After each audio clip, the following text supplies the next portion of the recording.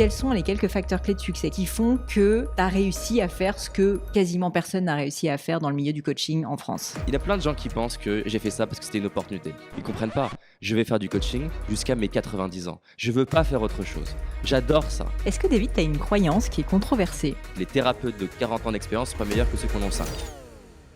Pendant la guerre du Vietnam, les Américains perdent plus d'avions qu'ils arrivent à en abattre. Ils vont transformer la manière d'apprendre aux pilotes et en 3 ans, ils vont passer de perdre plus d'avions à être capables d'en abattre 12,5 pour en perdre 1. Ce qui est surréaliste en 3 ans avec les mêmes pilotes et les mêmes avions. Ça a créé une méthode qui s'appelle la... Moi j'ai été très visualisation et ça fait partie des concepts un peu forts du développement personnel, que tu visualises ce que tu veux réaliser et t'as des histoires qui sont diffusées comme celle de Jim Carrey qui fait son premier chèque à lui-même, je crois que d'$1 million et qui va finir par le réaliser. C'est lui-même qui le raconte, c'est une vraie histoire. Mais bon, c'est un biais cognitif de prendre juste un exemple et d'en tirer une conclusion. Et il y a des études qui montrent qu'en fait la visualisation c'est plus complexe que ça. Ils prennent 3 groupes d'étudiants, ils leur disent choisissez une activité, ça peut être arrêter de fumer, se mettre au sport, réviser pour un examen. Et donc il y a le groupe de contrôle, aucune instruction particulière, vous faites comme vous voulez. Il y a le groupe numéro 2, vous allez visualiser dans le sens classique que tu retrouves partout dans le développement personnel. Donc tu visualises l'objectif atteint et le plaisir que tu ressens physiquement quand il est atteint. Donc tu t'imagines avoir perdu du poids, avoir arrêté de fumer, avoir ton bac. C'est le groupe numéro 2. Et donc déjà ils essaient de voir qui performe le mieux. Et en fait globalement, le groupe qui performe le mieux c'est le groupe numéro 1, celui à qui on donne aucune instruction particulière. Pourquoi ? Parce qu'en fait, ce phénomène de c'est déjà fait et je vais tellement réussir passe au-dessus du seuil de confiance qui est sain, ça devient une hyper confiance et donc je vais moins m'entraîner, je vais moins préparer mon bac, mon oral, je vais moins anticiper le fait que je suis pas forcément prêt, je vais arriver et l'hyper optimisme crée de l'hyper tragédie. Et le groupe numéro 3 qui est hyper intéressant, ils vont reprendre ce que fait le groupe numéro 2, donc visualiser l'objectif atteint, visualiser que c'est réussi, comment tu te sens, pour créer cette forme de je peux le faire, cette confiance, cette énergie de je vais y aller. Mais ils vont rajouter une étape qui est importante, qui a plusieurs noms, elle s'appelle soit mental contrasting, donc le contraste mental, ou alors pré-mortem, donc l'idée du pré-mortem ça vient du post-mortem à la mort, t'es mort, comment ça se fait que t'es mort, là c'est si tu mourais, qu'est-ce qui pourrait faire que tu meurs. Donc la question c'est ok, maintenant que tu vois que tu as perdu du poids, t'y es, ok super, ressens que tu peux le faire, t'y es, bravo. Qu'est-ce qui pourrait t'empêcher d'y arriver ? Et pas pour se déprimer, de manière objective, voir les obstacles. Peut-être que tu as ta meilleure amie qui a toujours des glaces à te proposer. Et il ne s'agit pas d'être dans l'hyper-confiance à penser qu'elle va pas le faire pendant que tu visualises, elle va le faire. Et donc là, en face de chaque obstacle, ils vont les faire visualiser. Qu'est-ce que tu pourrais faire si ça arrive ? Jusqu'à ce que quand tu visualises l'objectif et que tu visualises les obstacles, tu sois confiant et serein. Et ça, tu as des taux de performance qui sont dingues. Et ça s'applique dans préparer une interview ou préparer un pitch, aller voir des investisseurs. Imaginez les pires questions qu'ils peuvent te poser. Tu vois les investisseurs te les poser. Tu te vois respirer. Tu te vois, est-ce que tu réponds par une question ? Est-ce que tu réponds avec une histoire que tu connais ? Et ça rend très performant. Dans le sport de haut niveau, c'est très utilisé. Ils ont même explorer ça avec d'autres formes d'études et en fait ils se sont rendus compte qu'encore une fois c'est globalement vrai, on va toujours trouver des contre-exemples mais en moyenne en fait le combo d'un optimiste de but et d'un pessimiste de chemin c'est le mieux, c'est à dire qu'en gros on va y arriver, on peut le faire, on en est capable mais ça va peut-être être plus dur que prévu et donc anticipons ça et le combo des deux c'est ce qui encore une fois globalement est le plus pertinent. J'ai lu, je ne sais pas si c'est vrai, que vers l'âge de 18 ans, tu découvres le développement personnel. Je voulais savoir quelles étaient finalement les personnes qui t'ont le plus influencé à l'époque. C'est une très belle question et ça serait intéressant aussi que je te donne du coup ma vision aujourd'hui parce que ça a évolué. Les personnes qui m'inspirent sont pas celles qui m'inspiraient à l'époque. Donc déjà, et c'est la raison aussi pour laquelle j'ai appelé ma boîte Paradoxe aujourd'hui, mais je ne m'en rendais pas compte à l'époque, c'est que je suis allé chercher des sources d'inspiration très diverses, que ce soit clairement beaucoup d'Américains, mais typiquement, je vais te donner un exemple. À 18 ans, j'ai été très inspiré par Tony Robbins. Et j'insiste, à 18 ans, beaucoup moins aujourd'hui, je pourrais te donner d'ailleurs les raisons si tu veux. Parce que ce qui m'a parlé chez lui, il faut savoir qu'il a démarré très jeune. Et donc j'ai pu me reconnaître dans ce côté jeune, on peut arriver à transformer sa vie. Parce que les autres, finalement, j'avais moins d'éléments liés à leur enfance. Et donc, je me suis reconnu dans ce truc et cette rage aussi de transformer sa vie, en fait. Alors, ça m'intéresse de savoir pourquoi maintenant ça t'intéresse moins. Enfin, tu te reconnais moins chez Tony Robbins. Entre mes 18 ans et mes 33 ans, il s'est écoulé un certain temps. Et donc, du coup, il y a plein de choses qui transmet où je suis pas forcément. En fait, je suis pas d'accord. Il y a même des études scientifiques qui vont challenger ce qu'il dit. Tu vois, typiquement, son obsession d'être dans ce qu'il appelle en peak state, donc d'être dans un état, en gros, d'extrême motivation. Et voilà, il y a des études qui montrent que c'est pas forcément vertueux pour le corps, parce qu'en fait, dans le cerveau, il y a un phénomène d'homéostasie, c'est-à-dire qu'on est toujours en train de chercher une forme d'équilibre.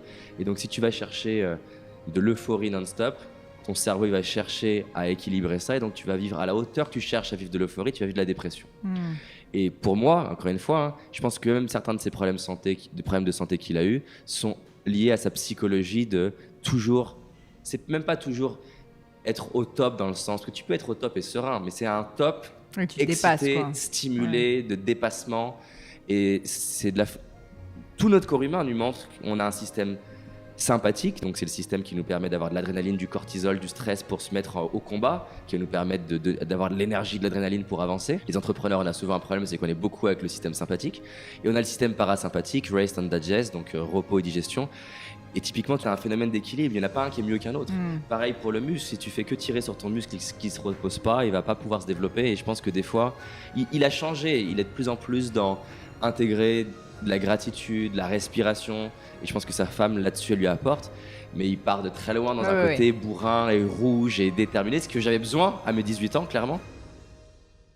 C'est une chose de dire j'aime quelque chose, c'est une autre chose d'être délibéré dans sa pratique et dans son progrès. Et en fait, contrairement à la pensée populaire practice makes perfect, donc la pratique rend parfait, c'est faux. C'est-à-dire que la pratique, au début t'es nul, elle fait progresser, donc tu sais pas parler anglais, tu vas aux États-Unis, tu progresses vite. Mais quand tu vas aux États-Unis, tu peux croiser des Français qui sont là depuis 30 ans et ils ont un accent horrible. Parce qu'en fait, une fois que tu as un niveau où ça passe, t'arrêtes de progresser. Et la pratique délibérée, c'est le fait de dire, je vais pas essayer d'apprendre le coaching, je vais me focaliser sur un seul truc. Et d'ailleurs, développer une activité, c'est même pas développer que le métier du coaching, c'est développer ma casquette de marketeur, ma casquette d'entrepreneur. Et donc, un deuxième facteur de réussite, c'est cette obsession que j'invite tout le monde qui nous écoute à avoir sur, au lieu de se disperser sur plein d'éléments à la fois, et c'est oppressant, de se dire, qu'est-ce que c'est un coach ? Un coach, c'est quelqu'un qui sait déjà poser des super questions. Je vais passer un mois à être obsédé sur un seul truc, améliorer mon questionnement. Puis peut-être le mois suivant sur comment je respire. Parce que tu peux poser une bonne question, mais si tu n'es pas présent avec ton coaché, il va rien se passer. Ça se trouve le mois suivant sur c'est bien de savoir coacher, mais est-ce que tu as une offre qui est sexy ? Donc voilà, ça c'est un deuxième facteur. Être délibéré sur un élément à la fois, et c'est prouvé scientifiquement, ça s'appelle la pratique délibérée, de progresser sur un ingrédient à la fois. J'ai une annonce à faire, et pas une petite annonce. Le plus gros partenariat qu'on a jamais fait, Paradox et Goliath. Goliath, c'est une plateforme d'investissement que j'utilise personnellement et avec laquelle j'investis tous les mois et que j'adore parce qu'elle est intuitive. Mais là, ce dont je te parle, c'est pas juste un petit partenariat où je te présente une app sympa. Imagine, on a créé l'espace Paradox au sein de Goliath. Ça veut dire que tu peux investir directement à mes côtés et avec toute la communauté de Paradox. On est ensemble, on peut partager nos investissements et célébrer ensemble nos réussites. Tu vas pouvoir commencer à investir dès 2 € et ça sans frais cachés. Je t'invite dès maintenant à cliquer sur le lien en description, télécharger l'application gratuitement, découvrir l'espace Paradox sur Goliath et qu'on célèbre ensemble tes premiers investissements. Est-ce que tu aurais un exemple de pratique délibérée que tu as mis en place sur l'entrepreneuriat, sur le management, pour ton apprentissage ? Et je veux bien que tu nous parles des étapes, parce que je suis sûre que ça pourra bénéficier à pas mal d'auditeurs. Avec plaisir. Alors, je ne vais pas décrire dans toutes les étapes de la pratique délibérée, ça pourrait être trop, clairement, en termes de pédagogie. Je vais en prendre que 3 qui me semblent les plus importants dans la pratique délibérée. Et pour donner à quel point elle est puissante, cette méthode, parce que souvent, quand on va trop vite dans le comment et qu'on donne pas assez pourquoi elle est importante, les gens ne les utilisent pas. Donc la pratique délibérée, elle est née pendant la guerre du Vietnam, c'est-à-dire que tu as les Américains contre les Vietnamiens et les Américains perdent plus d'avions qu'ils arrivent à en abattre. Et au début, ils pensent que c'est une question d'avions, puis de pilotes, mais c'est pas le cas, ils ont les meilleurs avions, les meilleurs pilotes et pourtant ils perdent. Et ils vont changer la pédagogie et créer une école qui va s'appeler l'école Top Gun, d'où le film avec Tom Cruise. Ils vont transformer la manière d'apprendre aux pilotes et en 3 ans, ils vont passer de perdre plus d'avions à être capable d'en abattre 12,5 pour en perdre 1. Ce qui est surréaliste en 3 ans avec les mêmes pilotes et les mêmes avions. Depuis, elle a été étudiée. Ça a créé une méthode qui s'appelle la pratique délibérée, qui est utilisée dans plein de domaines, le sport de haut niveau, le GIGN, et entre autres, par exemple, pour aider les médecins à mieux détecter le cancer du sein, parce que c'est très complexe. Tu regardes une radio et il faut que tu sois capable de prédire les probabilités de l'avoir, sachant que le meilleur moment pour le gérer, c'est quand il est tout petit. Et donc, la pratique délibérée, elle repose sur un ensemble d'étapes, mais pour en donner 3 qui font la différence.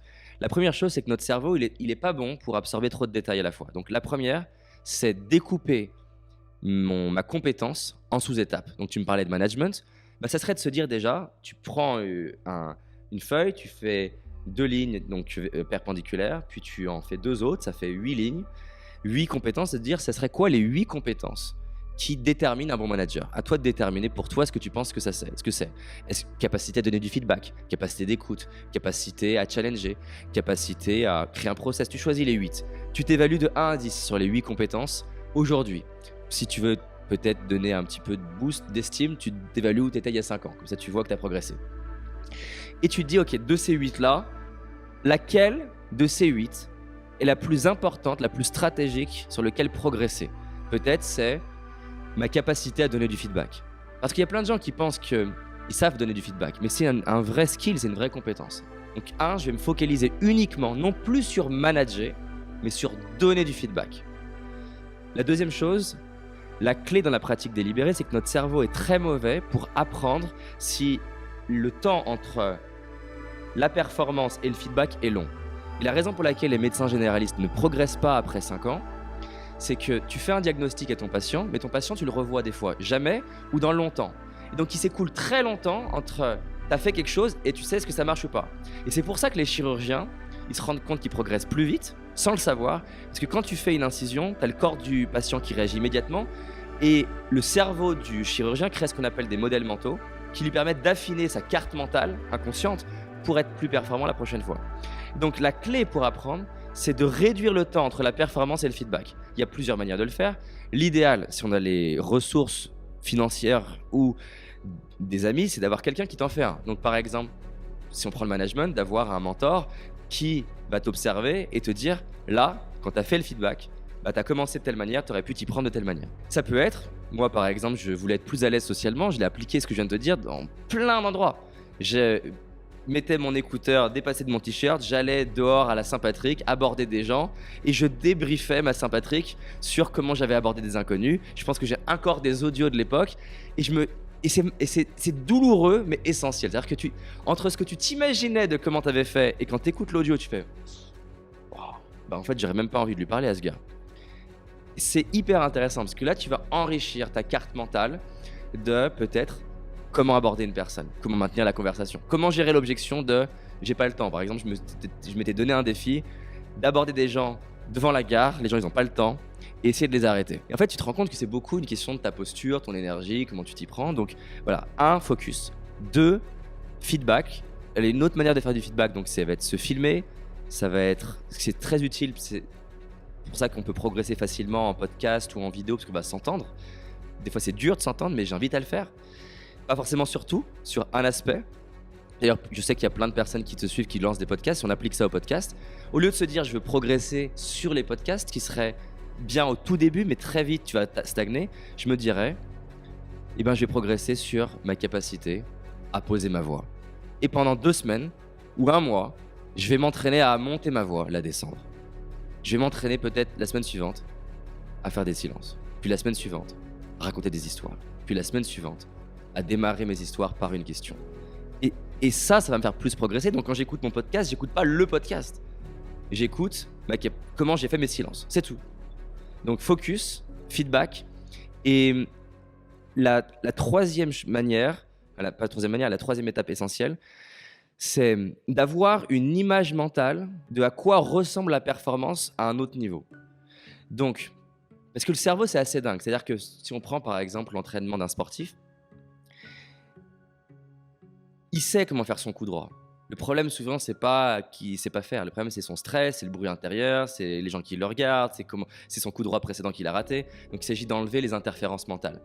Et il y a un phénomène qui est assez fou, c'est que si tu fais fermer les yeux à la personne et tu lui fais visualiser le coup droit qu'elle veut faire, et d'ailleurs c'est important parce que on parlait de visualisation, La visualisation la plus efficace de toutes, c'est ce qu'on appelle la visualisation de performance par rapport à une visualisation de but. Donc le but, je visualise que j'ai réussi.